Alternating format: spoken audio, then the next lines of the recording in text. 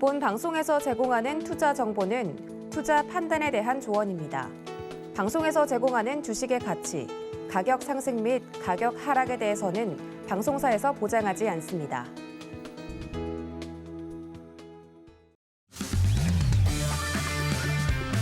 안녕하세요. 해외 시장 소식을 가장 빠르게 만나보는 시간, 선물 신세계 리턴즈의 손자입니다.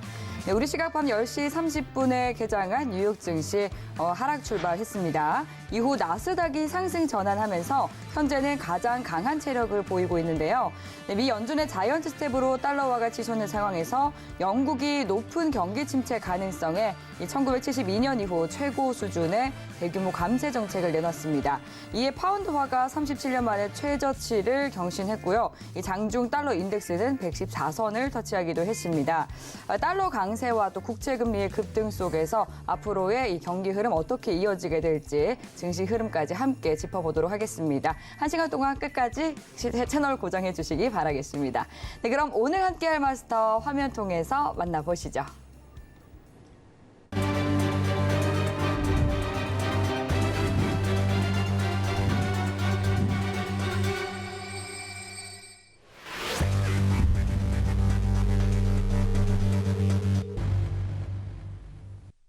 네, 월요일은 선견 선생 마스터님과 함께합니다. 반갑습니다. 네, 안녕하세요. 네, 시청자분들과 인사 나눠주시죠. 네, 시청자 여러분 안녕하십니까? 성견 선생입니다.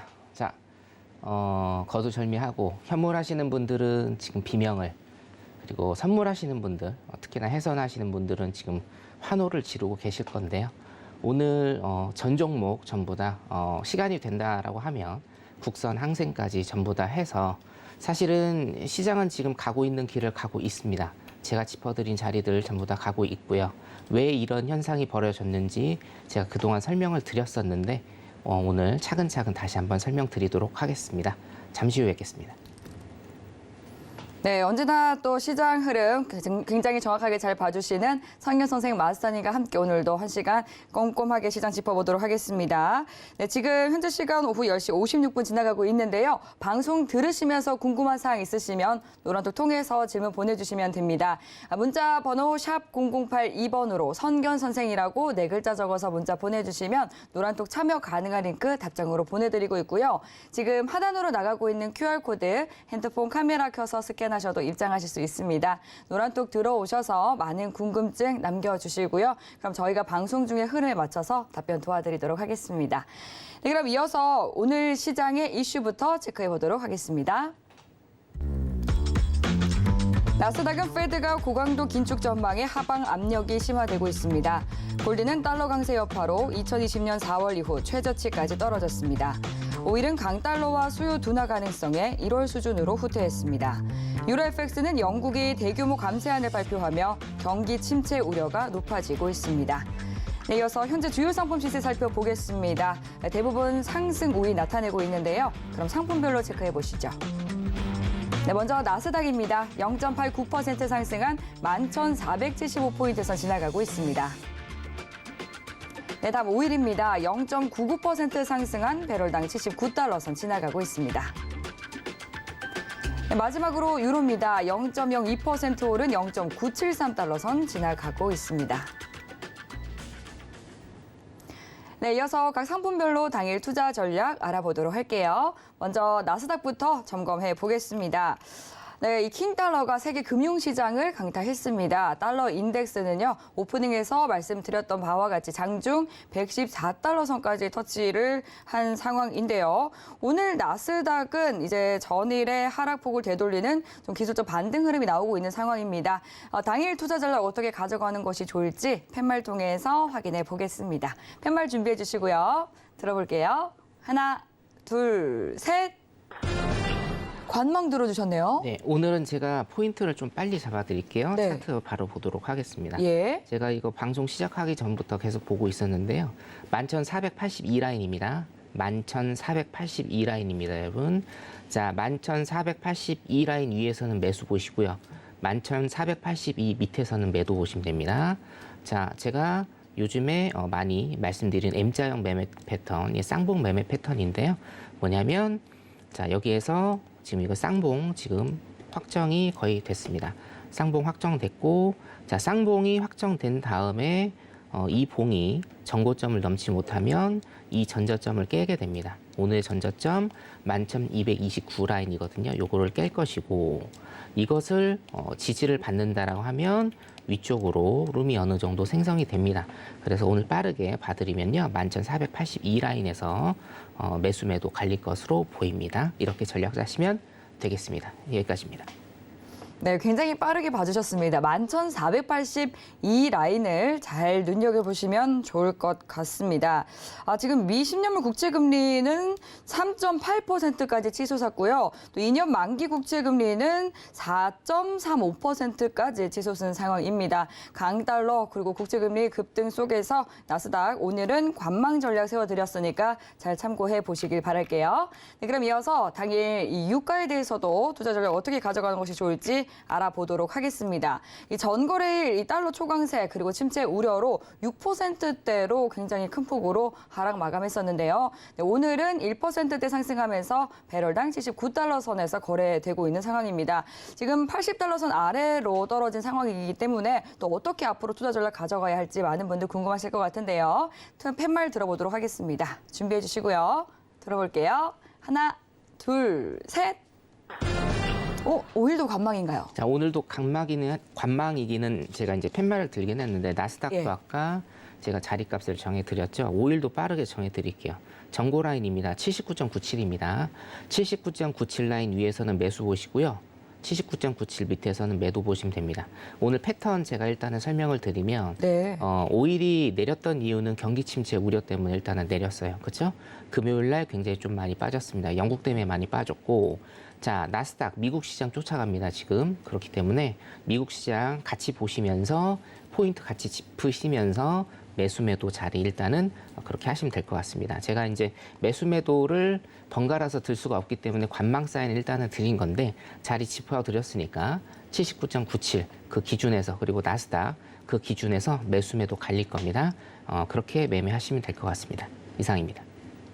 네, 이 오일에 대해서는 79.97선을 또 눈여겨볼 필요가 있겠다라고 말씀을 해주셨습니다. 네, 이렇게 좀 나스닥 그리고 오일에 대해서 당일 투자 전략 세워드렸는데요. 계속해서 여러분들 궁금증은 노란톡 통해서 질문 받고 있으니까요. 노란톡 들어오셔서 많이 질문 남겨주시면 됩니다. 샵 0082번으로 선견 선생이라고 4글자 적어서 문자 보내주시면은 저희가 시장에 대한 많은 궁금증들 모두 다뤄드리고 있으니까요. 들어오셔서 또 모든 여러분들의 궁금한 사항들 해결해 가시길 바라겠습니다. 네, 그럼 이어서 다음 골드에 대해서도 당일 투자 전략 세워보도록 할게요.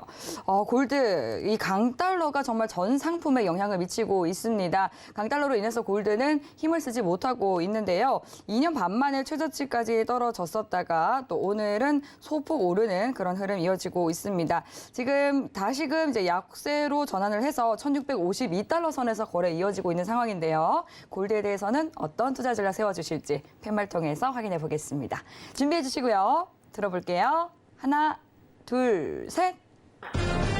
골드 매도 들어주셨네요. 네, 골드는 매도고요. 네. 이것도 오늘 자리가 조금 잘 나오는데, 자, 자리 먼저 봐드릴게요. 네. 자, 전고점입니다. 1,657달러입니다. 1,657달러 위에서, 이거는 제가 한 가지만 딱 말씀드릴게요. 1,657달러 밑에서는 매도만 보세요. 매수 보시면 안 됩니다. 자, 나스닥하고 오일은 그 자리에서 매수 매도가 갈리는 자리인데, 골드 같은 경우에는 1,657달러입니다. 1,657달러 밑에서 형성되면 매도 보시는 거고요. 그 위로 치고 간다라고 하면 어떻게 하십니까? 매수 보시는 게 아니라 버리셔야 됩니다, 여러분. 자, 골드 같은 경우에는 지금 제가 말씀드렸죠. 더 이상의 안전자산에는 우리가 이제 그 이론적인 고전적으로 이론적인 골드 안전자산이다라는 것은 일단은 탈락을 했다. 코로나 팬데믹 이후로 달러, 기축통화인 달러 이외에는 안전자산은 없다라고 일단 생각하시면 되고, 경기 침체 우려가 지금 극도에 달했기 때문에 골드는 지속적으로 지금 하락을 하고 있다라고 여러분들 이렇게 이해를 하시면 되기 때문에, 경기 침체가 지금 왔나요? 오피셜로는 아직 안 왔습니다. 미국 경제국에서 오피셜로 경기 침체에 관한 것을 발표를 하지는 않았기 때문에 경기 침체 아직 오지 않았고, 경기 침체에 대한 우려 때문에 지금 골드는 지속적으로 이제 하방으로 가고 있으니까 매도 전략으로 계속 스윙 전략으로 일단은 가시는 게 좋을 것 같아요. 제가 유로 같은 경우에도 계속적인 스윙 전략, 스윙 매도 전략 계속적으로 말씀을 지금 몇 주간 드리고 있죠. 골드도 일단은 많이 내려왔다. 그러니까 반등이 올 것이다. 이런 생각 버리시고 항상 대응입니다, 여러분. 매매는 대응이기 때문에 골드 스윙으로 매도 전략도 굉장히 좋아 보인다. 이렇게 일단은 설명을 드리고 싶습니다. 골드 여기까지 보도록 하겠습니다.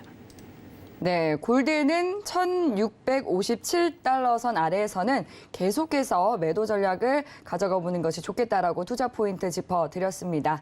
네, 그럼 이어서 다음 유로에 대해서도 당일 투자 전략 세워보도록 할게요.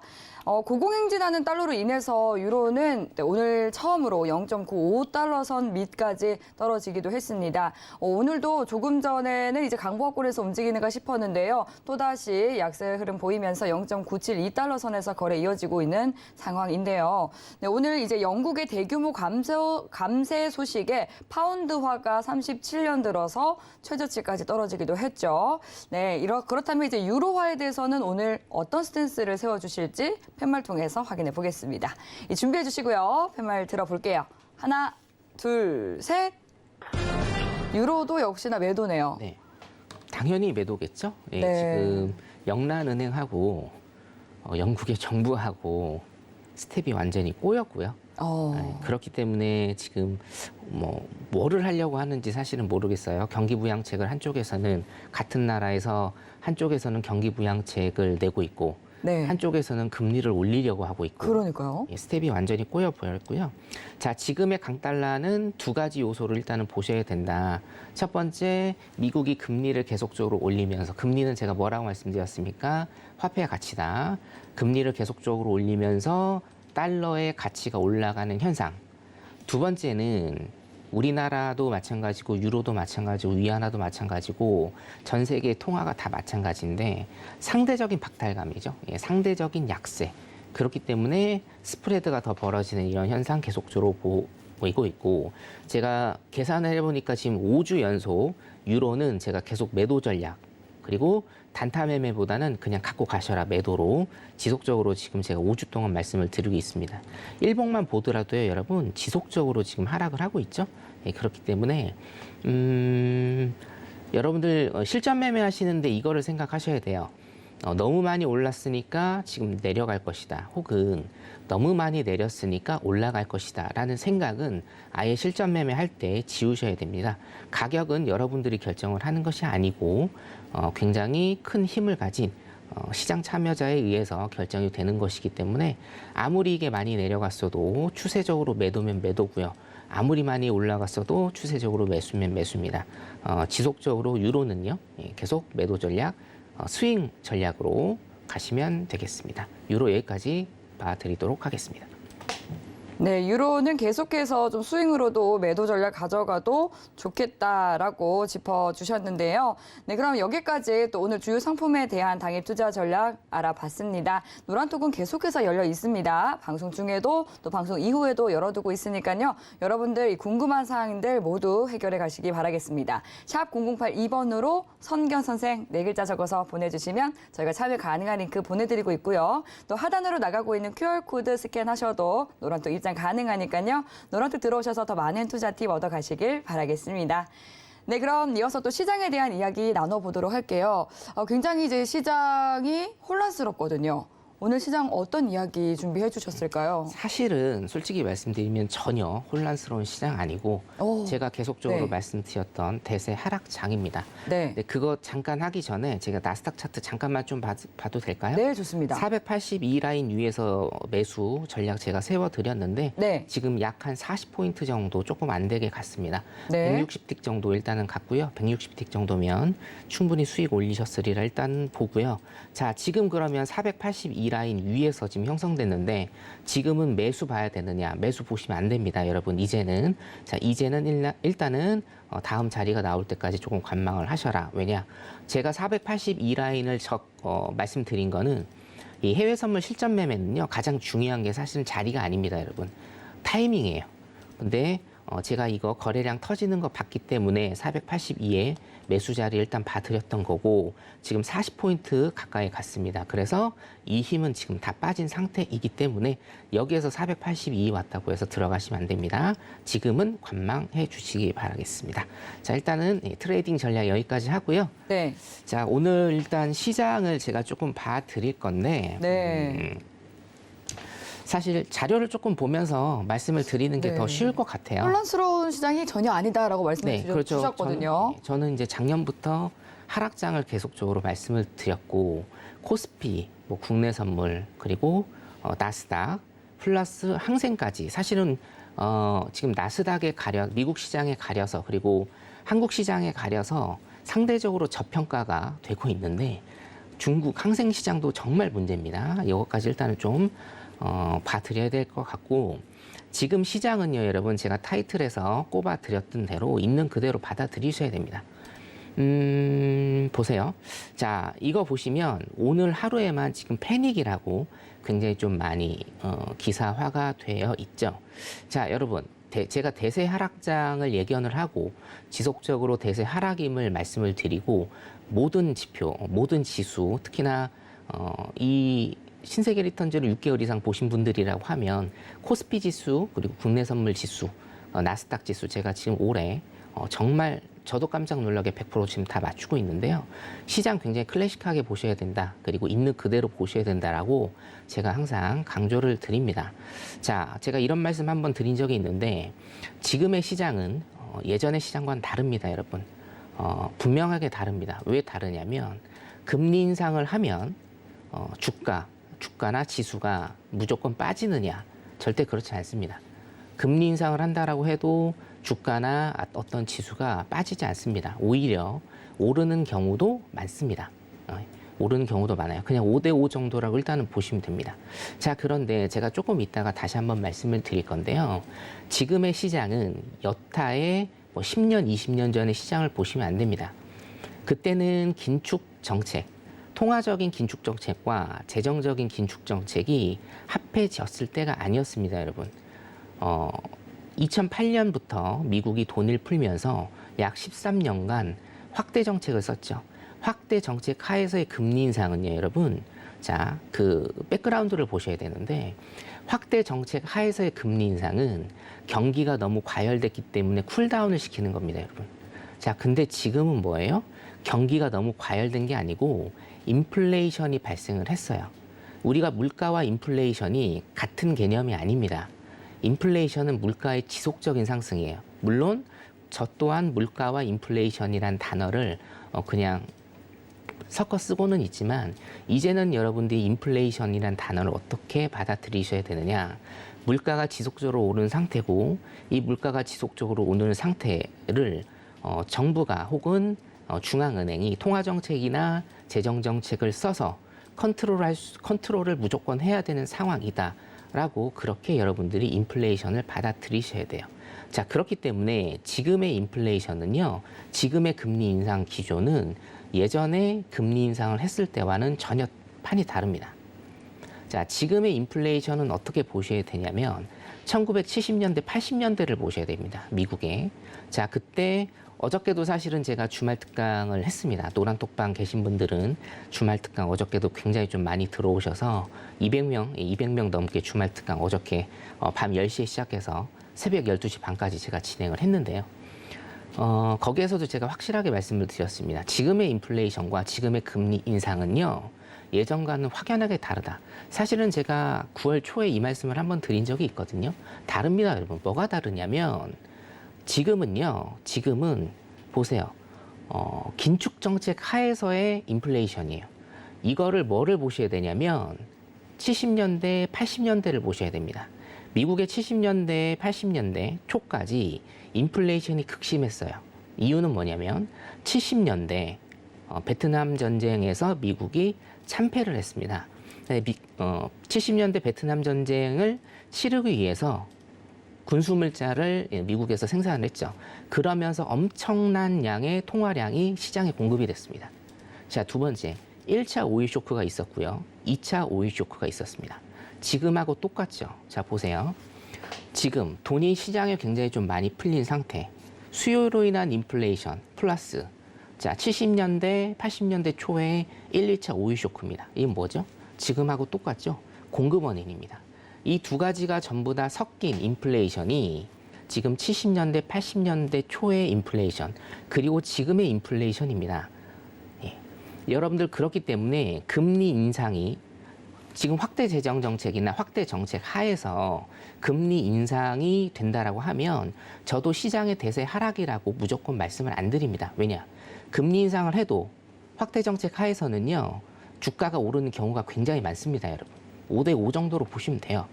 오히려 어떤 데이터에서는 6대4 정도로 금리 인상이 되면 주가가 오른다라는 그런 데이터도 있을 정도로 금리 인상과 주가의 관계는 이론상으로는 그렇게 크게 맞지는 않아요. 근데 제가 항상 다르다고 말씀드린 이유는 뭐냐면요. 70년대와 80년대와 지금하고 똑같다라는 겁니다. 그래서 우리 파월 의장이 폴 볼커에 대한 언급을 한 거고요. 자, FOMC가 지난주 목요일에 있었는데 지금 며칠이 지나기는 했습니다만 제가 언급을 안 할 수가 없습니다. 이거 잠깐 좀 디테일하게 좀 보셔야 됩니다. 그래서 여러분들이 확 띄셔야 됩니다. 지금 시장이 하락을 하는 것은요. 정상화로 가기 위한 하락입니다. 자막에 보이시다시피 이제 정상적으로 작동을 하기 시작했다라는 겁니다. 자, 저번 주에 제가 하나 말씀을 좀 드린 게 있는데 금리 4.5%까지 아마 오르지 못할 것이다. 쉽지 않을 것이다. 한국은행 관련된 제가 자료 보여드리면서 말씀을 드렸고 또 다음 날에 노란 톡방에 계신 분들 한국은행 전문 자료 제가 올려드렸습니다. 자, 그 이유는 뭐냐면 4.5%까지 올리지 못할 것이다. 우리나라는 가계부채가 굉장히 좀 심하고 미국 같은 경우에는 뭐 심하다라는 표현을 제가 쓰고 싶진 않은데 국가부채가 굉장히 많죠. 자, 그렇기 때문에 이 국가부채와 연동된 10년물 채권 금리가 계속 오르게 되면 1년에 미국이 갚아야 될 이자만 700조가 넘는다. 그렇기 때문에 올해 금리는 4.0% 이하로 초과를 하지 않을 것이다라고 제가 일단 그렇게 말씀을 드렸는데 이게 여지없이 깨졌습니다, 여러분. 자, 지난주 FOMC 리뷰를 일단은 보시면 첫 번째, 올해 말 금리 4.4%까지입니다. 현재가 3.25%죠? 예. 1.15% 더 올릴 겁니다. 2번 남았습니다. 그리고 12월 FOMC 두 번이 남았는데요. 11월 달은 미국이 0.75를 거의 올릴 것이라고 지금 얘기를 하고 있습니다. 자, 그러면 여러분들은 이렇게 또 생각하실 수도 있습니다. 다음 달에 CPI가 발표가 됩니다. 그렇죠?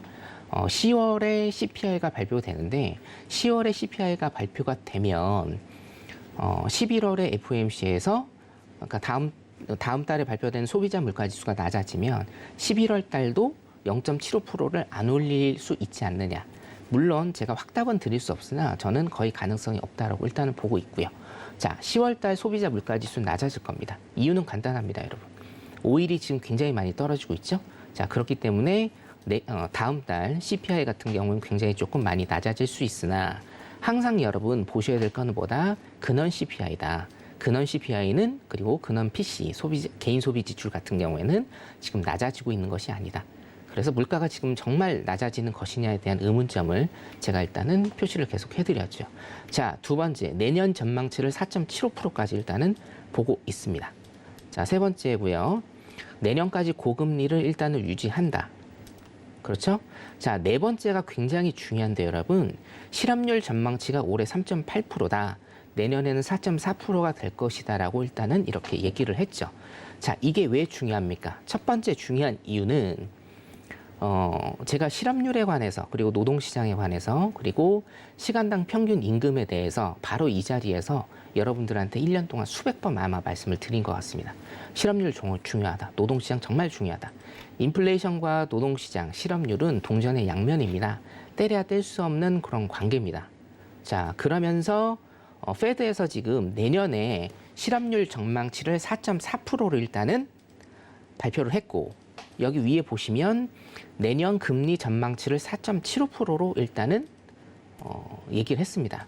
자, 중요한 거는 뭐냐면요. 여기에서 여러분 저는 여러분들한테 정보만 전달해 드리는 사람이 아닙니다. 분석해 드리는 사람이죠. 자, 4.4% 이거 혹시 기억나실런지 모르겠는데 제가 어저께 이거 주말 특강에서도 200분 넘는 분들한테 말씀 좀 드렸고요. 주말 특강 들어오실 분들은 노란톡방 들어오시면 됩니다. 4.4%요. 혹시 기억나실런지 모르겠습니다. 제가 이거 얘기했습니다. 언제 얘기했느냐? 뒤에 보시죠. 자, 8월 17일 날 한 달 전에 제가 시장은 과연 어디까지 오를 것인가 라는 분석 내용 일단 말씀을 드렸는데요. 자료 내리고 차트 잠깐만 좀 보도록 하겠습니다. 네. 자, 네, 이제 나스닥 일봉 차트를 제가 조금 보여드릴게요. 네. 자, 나스닥 일봉 차트를 일단 좀 보시면, 자, 7월에서 8월 두 달 사이에 엄청나게 많은 상승을 했죠. 네. 내린 것에 약 40%가 넘는 상승을 일단은 보여줬습니다. 자, 제가 추세선을 대충 그려드리면 내린 것에 한 40%가 넘는 이런 상승을 보여줬을 때, 자, 시장이 과연 어디까지 오를 것인가? 시장은 첫 번째 제가 말씀드린 라인이 13,550 라인입니다. 13,550 라인을 넘지 않을 것이다. 자, 두 번째 13,918 라인이었습니다. 13,918 라인을 넘지 않을 것이다 라고 말씀을 드리면서 과연 시장이 어디까지 올라갈 것인가에 대한 방송을 제가 8월 17일 날 해드렸는데요. 차트 잠깐 내리고 자료 잠깐 다시 보도록 할게요. 네. 자, 자료를 일단은 보시면 미국 시장의 기본적인 분석을 하려면, 인플레이션의 기본적인 분석을 하려면요, 여러분들 잘 모르시거나 지루하시거나 그래도 어쩔 수 없습니다. 노동시장 무조건 보셔야 되고요. 실업률에 관한 이해를 하셔야 돼요. 그래서 제가 실업률에 관한 것을 거의 매번 방송 때마다 지금 말씀을 드리는 이유입니다. 자, 여기 보시면 미국의 연착륙의 실업률을 4.5에서 5.0%로 제가 그때 말씀을 드렸고요. 두 번째 보시면 자, 실업률 4.5%까지는요. 경기보다는 뭡니까? 물가에 무조건 초점을 맞출 것이다. 그래서 4.5%까지 실업률을 끌어올릴 것이다. 라고 제가 말씀을 일단은 드렸죠. 자, 이거는 어떻게 나온 거냐면 자, 첫 번째. 요것도 혹시 기억나실런지 모르겠습니다. 파란색은요. 침체가 됐을 때의 인플레이션이고 이것도 8월 17일 제가 올려드린 겁니다, 여러분. 자, 혹시 모르시는 분들, 혹시 기억 안 나시는 분들은요, 우리 신세계 리턴즈는 8월 17일 것도 보실 수가 있으니까 돌려보시면 되겠습니다. 전부를요. 자, 2년 후의 인플레이션입니다. 2년 후에 인플레이션이 어떻게 됐습니까? 자, 요거 하나 제외를 하고 전부 다 인플레이션이 잡혔고요. 요거는 코로나 팬데믹이기 때문에 요거는 그냥 날리겠습니다. 저는 이거 코로나 팬데믹으로 인한 것은 제 기준에서는 어떤 스프레드의 역전이라고 저는 보지 않기 때문에 자, 보시면 자, 침체 진입 시기의 인플레이션 2년 후의 인플레이션입니다, 여러분. 혹시 기억나실런지 모르겠습니다. 인플레이션은 지금부터 2년 이상은 갈 것이다 라고 제가 계속적으로 강조를 드리죠. 데이터 상으로 그래요, 여러분. 자, 침체 진입이 됐을 때, 침체라는 어떤 오피셜이 떴을 때 인플레이션이 잡혀 들어가는 게 2년 후다라는 거예요, 여러분. 자, 2년 있다가 인플레이션이 전부 다 잡혀서 완료가 되는 게 아니고 어느 정도 인플레이션이 잡혀가는 초입이나 아니면 중간 단계가 2년 후라는 겁니다. 자, 그러면 뭐가 중요합니까? 언제부터가 침체 진입 시기냐가 중요하죠. 그렇죠? 자, 침체 진입 시기 같은 경우에는 두 가지가 있다. 오늘은 복귀 방송입니다, 여러분. 제가 했던 내용들을 여러분들한테 복습시켜 드리는 방송이에요. 자, 침체를 판단하는 첫 번째 기준이 뭐죠? 우리 GDP입니다. 실질 GDP 2분기 연속 감소. 자, 두 번째는 뭐죠?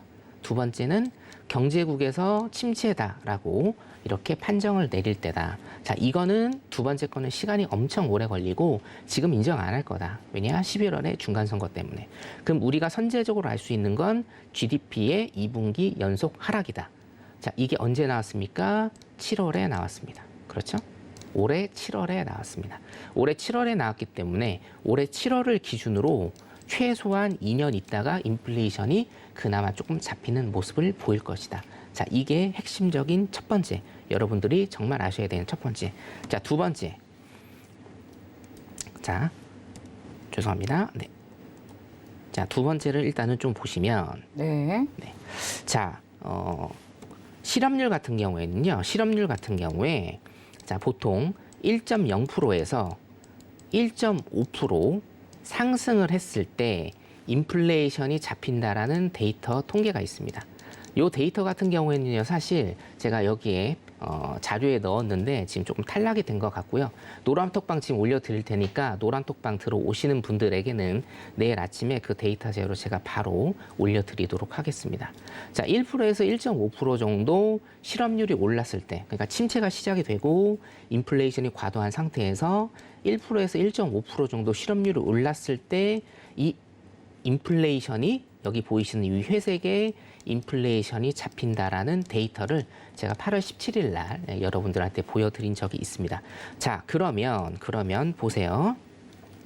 여러분, 실업률이 지금 몇 프로였습니까? 8월 달에 8월 17일 기준으로 실업률이 몇 프로였나요? 3.5%였습니다. 이번에 몇 프로죠? 3.7%죠.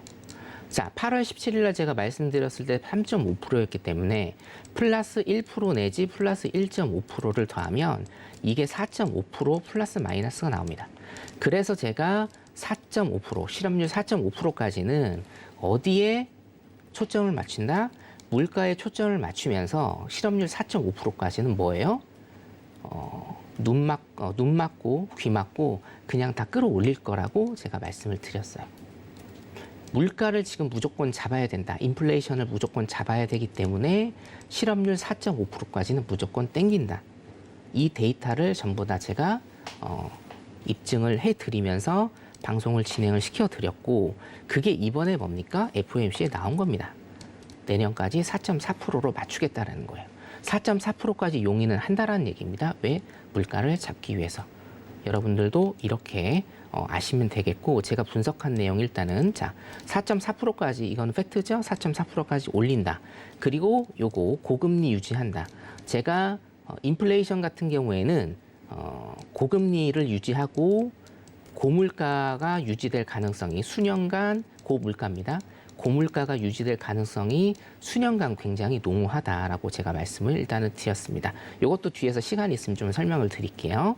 실업률 전망치를요, 내년. 자, 올해 3.8%가 중요한 게 아닙니다, 여러분. 내년 4.4%까지 전망을 했는데 이게 왜 나왔냐가 중요하다. 이게 왜 나왔습니까? 제가 방금 전에 설명드린 것. 인플레이션을 잡기 위해서는 2년 이상의 시간이 필요하고 통계적으로 1%에서 1.5% 정도 실업률 상승이 되면 그게 인플레이션 잡는 초입의 단계가 될 것이다. 그래서 여러분들은 인플레이션이 잡히는 그것을 어떤 지표로서 아실 수가 있느냐? 실업률이 4.4%에서 4.5%가 되는지를 일단은 보시면 그때부터 인플레이션이 잡힌다라고 일단 그렇게 생각을 하시면 될 것 같습니다. 미국 시장 일단은 여기까지 봐드리고요. 시간 되면 국내 시장하고 항생 시장까지 한번 같이 보도록 하겠습니다. 네, 시장 하락은 정상적인 것이다라고 짚어주셨는데요. 지금 경기 침체의 시그널에 대해서도 알려주셨습니다. 네, 그럼 계속해서 또 준비해 주신 내용이 있을까요? 네. 자, 일단은 그러면요. 이제 미국 시장 짧게만 조금 다시 해드릴게요. 네. 자, 금리 인상이 지수 하락을 부르는가에 대해서 제가 자료를 조금 아까 말씀을 드렸죠. 네. 자, 지금은 다르다라고 제가 확답을 좀 드릴 수가 있겠고, 왜 다르냐에 대해서 좀 말씀을 드릴게요. 자, 여기 보시면 우리가 이제 금리 스프레드가 달라졌을 때 마이너스가 됐을 텐데, 자, 이게 지금입니다. 자, 금리 스프레드 10년물과 2년물이 역전 현상을 발생됐을 때예요. 자, 이게 지금이고, 자, 이때가 언제입니까, 여러분? 리만 브러더스 사태고요. 자, 이때가 닷컴 버블 사태입니다.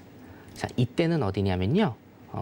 80년대 말 90년대 초에 일본의 버블 붕괴입니다. 자, 그리고 여기가 제가 말씀드린 7, 80년대입니다, 여러분. 우리 폴 월커가 살인적인 금리를 올렸을 때, 살인적인 인플레이션도 있었고, 살인적인 금리 인상도 있었죠. 하루 만에 금리를 4% 올렸고요. 폴 월커 시절에 금리를 22%까지 끌어올렸습니다. 자, 이때는 긴축이 아니었습니다, 여러분. 예, 절대적인 긴축 아니었고요. 경기가 괜찮았을 때였어요. 그러니까 여러분들이 핵심 포인트를 아셔야 될 건 뭐냐면 긴축의 시대인지 아니면 재정 확대의 시대인지 이거를 분간을 하셔야 돼요. 확대의 시대에서는요. 금리 인상으로 인해서 이건 이제 주식에 관한 조금 얘기인데 주식에 대한 어떤 방어 기제가 생기기 때문에 금리 인상을 해도 주가가 오르는 경우가 굉장히 조금 많습니다만 이때는 뭡니까? 긴축의 시대입니다. 긴축의 시대에서는요. 일단 인플레이션을 잡아야 되기 때문에 인플레이션 잡아야 되면 어떻게 해야 한다고 제가 말씀드렸습니까? 직설적으로 경기 박살 나야 된다. 그래서 경기를 박살 내는 겁니다. 그렇기 때문에 지금은 이때의 시대를 보시는 게 절대 아닙니다, 여러분. 어디를 보셔야 되냐? 70년대와 80년대를 보셔야 된다. 이 긴축의 시대가 끝나면요. 어떻게 되겠습니까? 굉장히 좋은 화랑장이 앞으로도 펼쳐질 것이다. 그러기 위해서 고통을 감내해야 된다라는 얘기를 파월이 한 겁니다. 네. 긴축과 확장, 이거를 구분하시면 될 것 같습니다. 네, 이제 긴축과 확장에 대해서 짚어주셨습니다.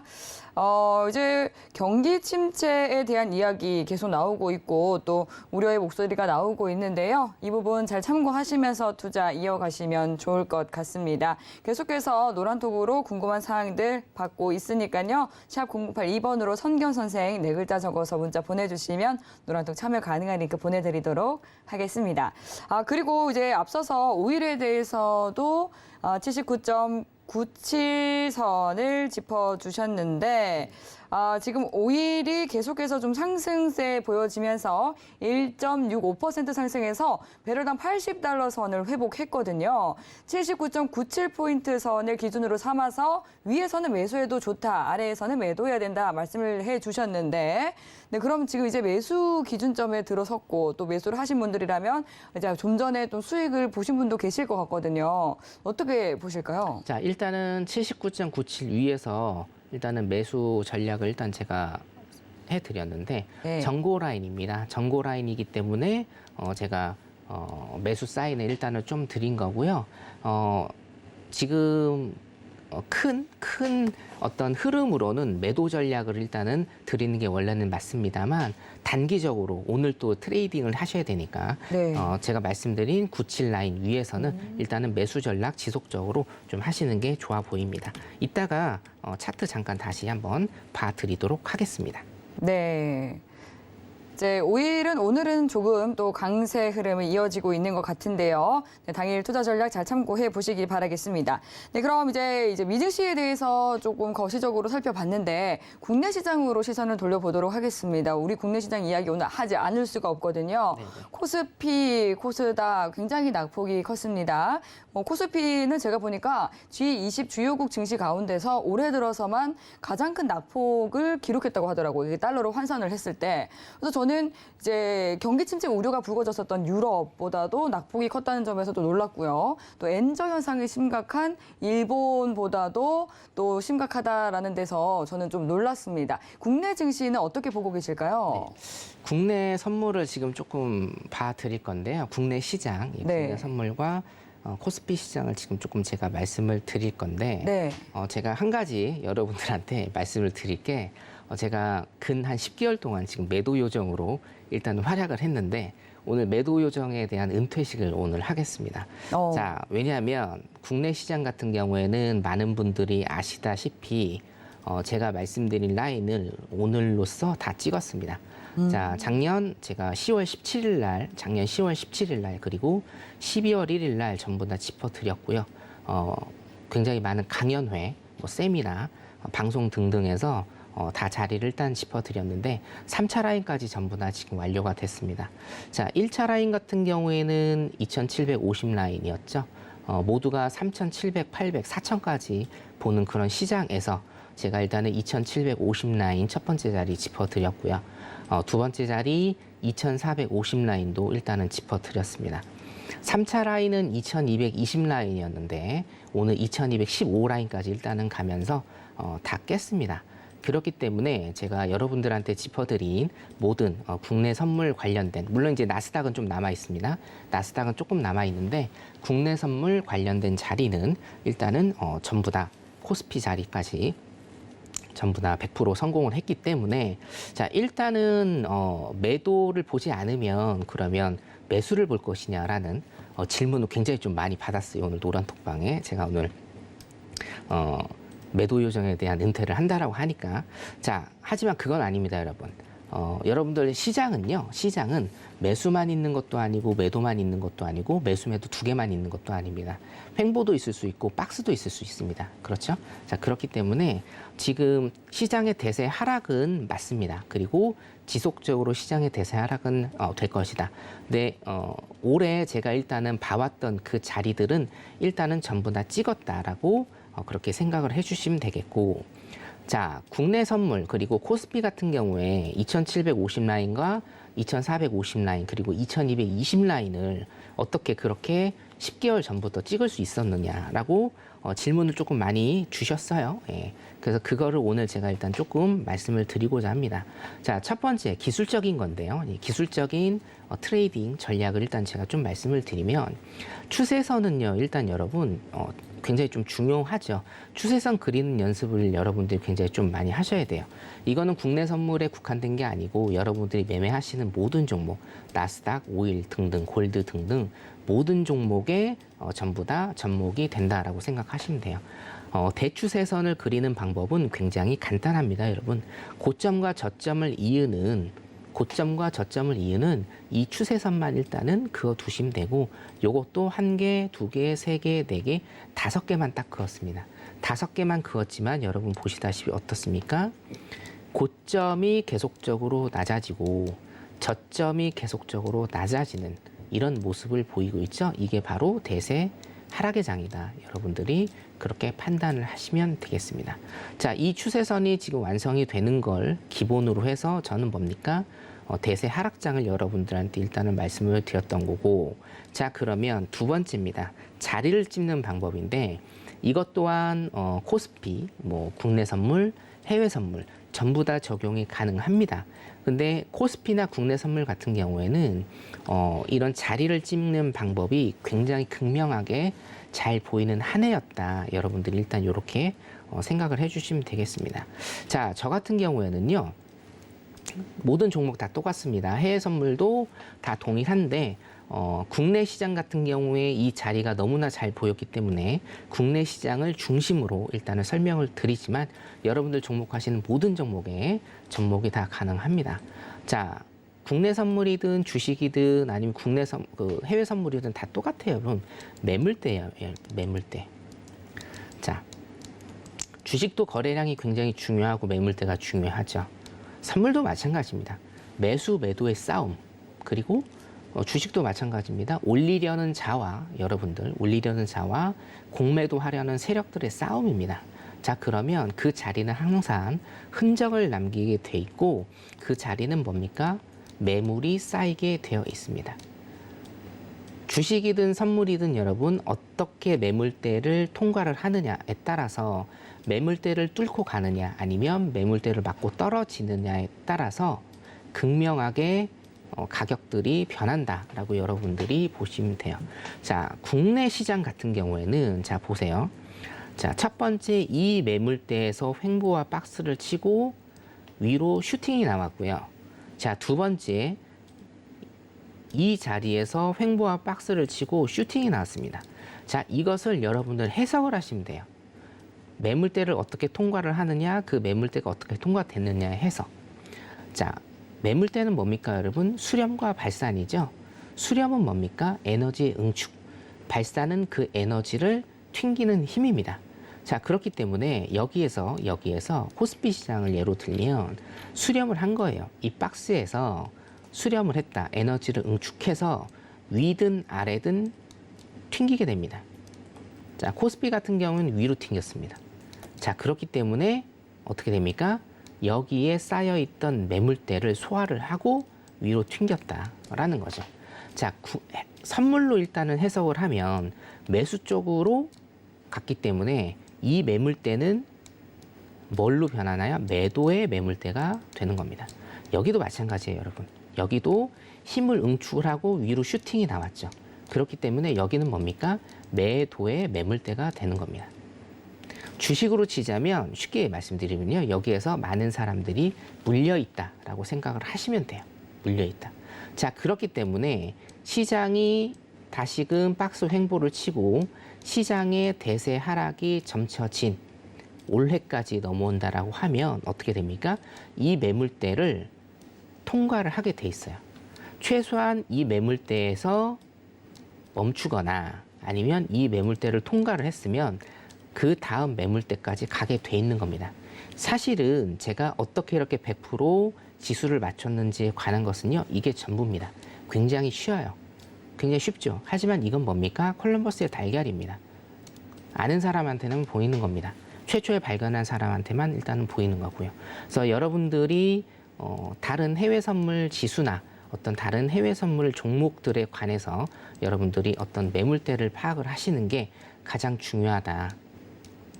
수렴과 발산을 여러분들이 체크하시는 게 가장 중요하다라는 겁니다. 자, 수렴했죠? 에너지를 응축했습니다. 그 다음에 위로 발산을 했고, 수렴 에너지 응축을 한 다음에 위로 발산을 했습니다. 자, 이렇게 일단은 여러분들이 파악을 하시면 된다. 일단 이렇게 제가 시크릿, 비밀을 일단 알려드리겠고요. 여러분들도 차트 계속 돌려보시면서 매물대를 파악하시면 지수를 정확히 예측하실 수 있는 힘이 길러질 겁니다. 네, 모두 성투하시기 바라겠습니다. 여기까지 하도록 하겠습니다. 네, 연일 매도를 외쳐주시던 이 매도회전 선견 마스터님이 이 시장 하락의 적점을 굉장히 정확하게 맞춰주셨습니다. 시장 시나리오를 또 잘 봐주시고 계신데 오늘 그리고 이제 우리 국내 증시가 이렇게 낙폭이 큰 이유가 팬데믹 때 그동안 많이 올랐던 그 상승분에 대해서 좀 정상화되는 그런 흐름으로 봐야 되는 것일까요? 그럼 그것도 어떻게 봐야 일단은 될까요? 있지만 제 예상으로는 진짜 패닉입니다. 그냥 다 던져버린 것 같고요. 네. 일단은 다 던져버린 것 같고, 그 FOMC 리뷰를 지금 잠깐 자료를 볼 수 있을까요? 네, 잠깐 좀 보겠습니다. 네. 이게 패닉 셀이잖아요. 그야말로 패닉인데 이게 금요일 날 뭐가 있었느냐, 이게 중요하죠. 네. 자, FOMC 리뷰 제가 아까 한 번 했고 지금 이제 두 번째인데요. 이 두 번째를 일단은 보시면 굉장히 중요한 얘기를 몇 가지 했어요. 공급의 완화는 봤지만 인플레이션의 하락은 실제로 오지 않았답니다. 이게 무슨 얘기냐면요, 여러분. 제가 오늘도 말씀드린 거예요. 자, 공급의 완화는 봤습니다. 뭐예요? 유가는 떨어졌어요. 유가가 떨어졌기 때문에 공급원인 인플레이션이 낮아져서 실제로 9.1이던 인플레이션 소비자 물가지수가 8.5, 8.3으로 내려간 겁니다. 자, 근데 제가 항상 강조드리잖아요. 그거 보시면 안 된다. 어차피 그건 내려갑니다. 60달러 선, 65달러 선까지 내려갈 수 있어요. 그럼 거기서 일단 멈추겠죠. 그러면 우리 미국입니다. 미국 소비자 물가지수도 지금 9.1, 8.5, 8.3까지 내려갔는데 5%까지 내려오겠죠. 자, 근데 뭡니까? 이게 2%까지 내려야 된다니까요. 2% 안 내려옵니다. 이게 제가 항상 말씀드린 그겁니다. 공급의 완화는 봤어요. 근데 뭡니까? 인플레이션의 하락은 실제로 오지 않았습니다. 수요가 줄지 않았다는 거죠. 그래서 연착륙 확률은 줄어들 것 같다. 뭡니까? 경기 침체 온다라고 확정을 금요일 날 지었기 때문에 우리나라에 오늘 패닉셀이 왔고, 지금 패닉셀이 왔기 때문에 지금 굉장히 문제되는 게 신용잔고입니다. 신용잔고가 아마 많이 급증했다가 지금 많이 급락을 하고 있는데, 이건 반대 매매가 지금 나온다라는 신호기 때문에 내일장도 일단은 우리 국내 시장 유념해서 보셔야 될 것 같습니다. 네, 여기까지 또 시장에 대한 많은 이야기 알차게 나눠봤는데요. 아직까지 또 궁금한 사항들 남아있다 하시는 분들은 노란톡 들어오시면 방송 이후에도 마스터님과 함께 소통 이어가실 수 있습니다. 샵 0082번으로 선견선생이라고 4글자 적어서 문자 보내주시거나 하단으로 나가고 있는 QR코드 스캔해서 입장해 주시길 바랄게요. 입장하실 때 코드는 0707 입력하시고 들어오시면 되겠습니다. 네, 그럼 여기서 오늘 선견선생 마스터님과 인사드리도록 할게요. 오늘 말씀 감사합니다. 네, 감사합니다. 네, 참고로 본 방송에서 제공하는 정보는 투자 판단에 대한 조언일 뿐 해당 상품의 가치나 수익률을 보장하지 않습니다. 서울경제TV와 서울경제신문은 당사의 브랜드입니다. 서울경제증권TV와 서울경제TV 손실복구팀과는 무관하며 기사 유사 명칭에도 유의해 주시기 바라겠습니다. 네, 오늘 저희가 준비한 소식은 여기까지입니다. 오늘도 늦은 시간까지 함께해 주신 여러분 감사합니다.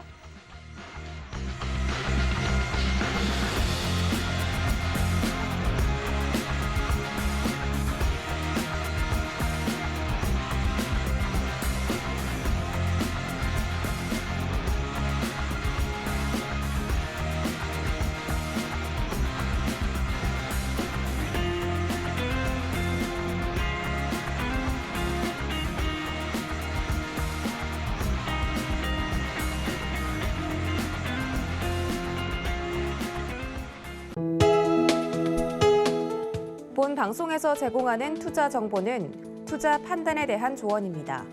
방송에서 제공하는 주식의 가치, 가격 상승 및 가격 하락에 대해서는 방송사에서 보장하지 않습니다.